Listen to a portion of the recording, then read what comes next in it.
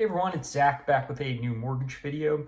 Hope you're all having a happy Wednesday. If this is your first time seeing one of my videos, welcome to my channel. If you're a returning viewer, welcome back, where I'll try to demystify all things mortgage related. If you find this content helpful, please like and subscribe.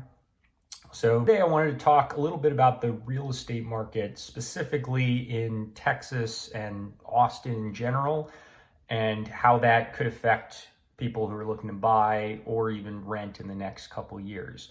So unlike mortgage rates, which clearly affect the pricing of real estate as we've seen over the last 5 years, the trends that can affect supply of housing, you can see coming a little bit more. I tend to focus on things that are, currently happening week by week, because that's how quickly things change when it comes to mortgage rates, but it's a little different when it comes to housing supplies. There's been a trend over the past couple years where we had a lot of starts for construction in 2022, where we'd gotten past the major issues of the supply chain that was holding up construction, and there was a shortage of housing and mortgage rates were low. It kind of led to this, cumulative effect that led to a lot of builders starting construction.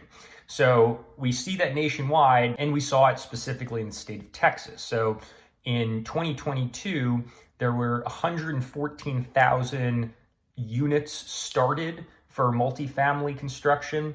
And then 2024, this past year, 120,000 completed units of multifamily construction. There's usually a lag time of a couple years on when construction gets started versus when it's completed. However, what we've seen is this decline in the starts of construction, which will likely lead to the decline in completed construction. So from 2022's peak of 114, last year we were at 38,000, so about a third of the starts of multifamily construction. And based on that, the projected completions for the next 2 years are much lower as well. We're expected to go from 120 down to 70,000 this year, and then down to more like 45 to 50 in 2026 and 2027. Now, it's worth mentioning, this is for Texas nationwide. Areas like Austin and Houston are reportedly seeing even more steep declines than the statewide average, but there is no data that I've come across showing those specific numbers per city. However, there are numbers for new home construction in the city of Austin, and that's not quite as dramatically declining. So from last year, 2024, we had just under 20,000 completed new homes, and we had about 16,500 starts for new construction. So it's fair to expect there to be some decline in completed new construction, but not as steeply declining as with multifamily. So what does this mean to the average consumer? Why is this relevant? If you're considering either buying, selling, renewing a lease, moving to Texas in the next 3 years, this is important information. Really, the only people this doesn't affect at all, I would say, is if you already own your home and have no intention to sell or buy in the near future, or if somehow you have this great lease agreement worked out where you're locked in for the next 5 years or something like that.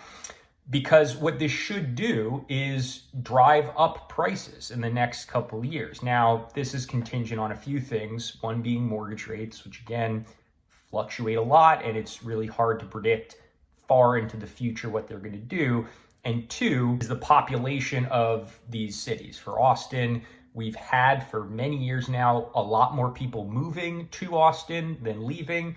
If that trend reverses, then it changes the dynamic here. But assuming mortgage rates stay about the same, the amount of people moving versus leaving stays somewhat similar, this will decrease the supply in housing for both renting and buying, and therefore drive prices up. I think it remains to be seen how much this decrease in construction affects the numbers this year. Again, the declines are not as steep for 2025 on multifamily, But I think it's very safe to say in 2026 and 2027, there's going to be a real shortage of housing compared to what we've had. Certainly, mortgage rates are going to affect things this year quite a bit, and they have been trickling down. I'll probably shoot another video toward the end of this week after we've got all the jobs data that's coming out. But if you have any questions on this video, shoot a comment below or feel free to call, text, or email me. But thanks for tuning into this one, and I'll see you next time.